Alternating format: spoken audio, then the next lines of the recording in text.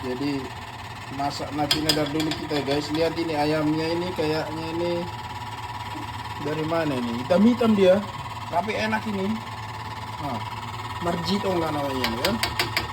Kita mau makan nasi nadar dulu, lagi diracik dulu. Nah, inilah dia bumbu. Itu asam guys ya. Nah, kita kasih asam biar. Jadi ini bumbunya ini cabe, kemiri, ikan, bawang putih, bawang merah, kemiri dicampur semua di dalam jadi satu. Oh, ini kurang tirang kontol nak.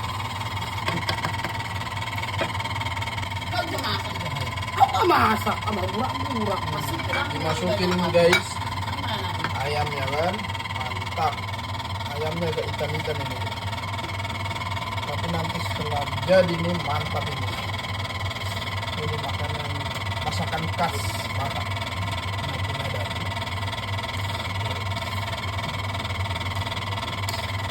Abaikan tangannya guys, agak gede.